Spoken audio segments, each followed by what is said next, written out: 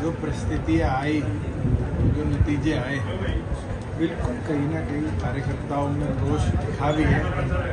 और आगे की परिस्थितियों में मैं तो एक चीज़ कह सकता हूँ, कल भी एक दुष्प्रचार चलाया गया, कानूनी कार्रवाई भी हम कर रहे हैं, सख्त कानूनी कार्रवाई उनके विरुद्ध भी करेंगे जो इस प्रचार के दुष्प्रचार चला रहे हैं।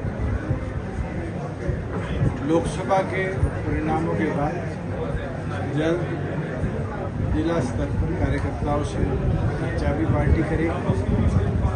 प्रदेश की जो आज स्थिति बनी है, चाहे लॉ एंड ऑर्डर सिचुएशन, पिछले 2 दिनों के अंदर प्रदेश के 6 जिलों में जिस तरह वारदातें हुई, चाहे वो आसी के अंदर लड़का लड़की का शव मिला, चाहे हिसार के अंदर दिन दहाड़े शोरूम में गोलियां चलाई गई, फिर पार्टी सब चीज़ों को जनता के बीच में जाने का कानूनी व्यवस्था की लड़ाई। सर, आपने कहा कि उचाना जी चुनाव, मेरे को तो ना पहले कभी शक था ना आज है। जिम्मेवारी उचाना की जनता ने दी है, मजबूती के साथ निभाई भी है, आगे भी जब तक तो मैं निभाऊंगा और आगे भी ये जिम्मेवारी को लेकर बढ़ूंगा। विधानसभा चुनाव में 16% वोट थे, लेकिन लोकसभा चुनाव में इतने कम वोट में क्या करना? कई परिस्थितियाँ रही, चाहे वो 2 राष्ट्रीय पार्टियों के बीच में वोट बंटना, चाहे संविधान बचाने की लड़ाई को अहम मुद्दे के तौर पर ले जाना, चाहे किसान आंदोलन, इन सबकी जिला स्तर पर जाकर समीक्षा भी करेंगे और फिर आगे कैसे कार्रवाई करेंगे उसके ऊपर कार्यकर्ताओं से चर्चा। आपने कहा कि आप जेल से आ रहे थे और आपका आरोप वीरेंद्र सिंह लगाती है कि रहता है कि उन्होंने पुलिस अपने नाम से बनाई।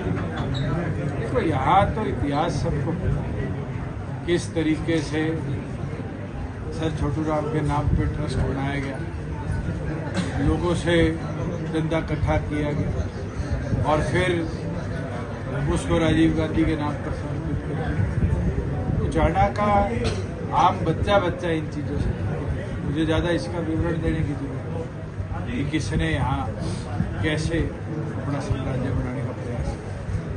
कांग्रेस गुटबाजी खुल के सामने आने लगी है, 2-3 दलों में कांग्रेस छोड़ दी। कांग्रेस का बंटवारा भी शुरू हुआ। अभी तो हमने बहुत नामों की आप लोगों से चर्चा सुनी है पिछले 20 दिनों के, ये भी जाएगा, ये भी जाएगा।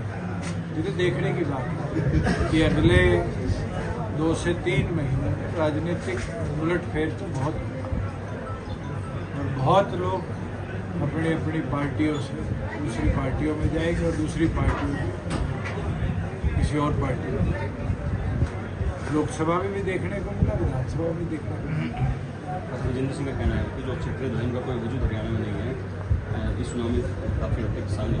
ये तो इतिहास है, बड़ी पर्ची छोटी पर्ची के अंदर राष्ट्रीय दलों में बंटवारा रहा है और छोटी पर्ची की जब बात आई तो फिर रीजनल पार्टीज को लोगों ने अपनाया।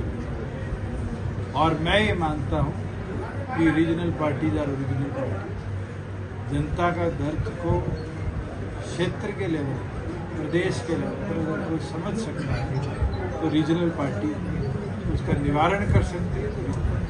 अब ऐसे में एक बात का ध्यान दिया है कि एक जैसे इंडिया का वैसे लेकिन को कुछ शामिल करती है। चलो, मैं तो इन चीज़ों पे भी विचार भी नहीं हम करेंगे।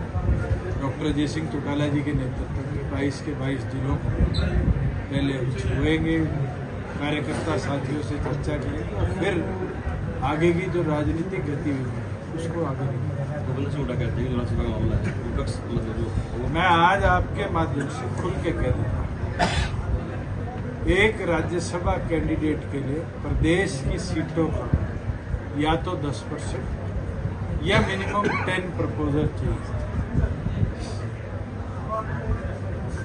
प्रपोजर सेकेंडर के बाद 8 प्रपोजर और चाहिए।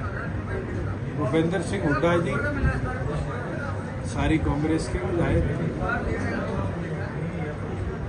मैं तो बलराज कुंडू से भी निवेदन करूंगा, सारे इकट्ठे हो, सामाजिक तौर पर कोई एक साथी को खड़ा करे। सबसे पहला नाम प्रपोजर और सेकेंडर में होगा तो दुष्यंत चौटाला और नैना चौटाला जी, और हम वो लड़ाई लड़ेंगे। और अगर उनमें दम नहीं है तो फिर फॉर्म हम भरना शुरू करते हैं।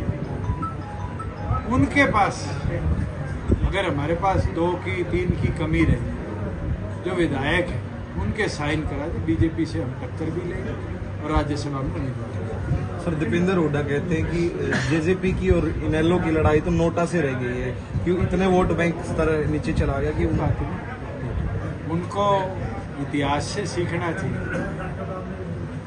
और इतिहास के अंदर शायद उनका परिवार भी कितने चुनाव हारा होगा। उस टाइम तो नोटा नहीं होता था, निर्दलीय रह जाते थे नीचे, निर्दलीय से भी नीचे रहे थे। तो जनता जनार्दन है।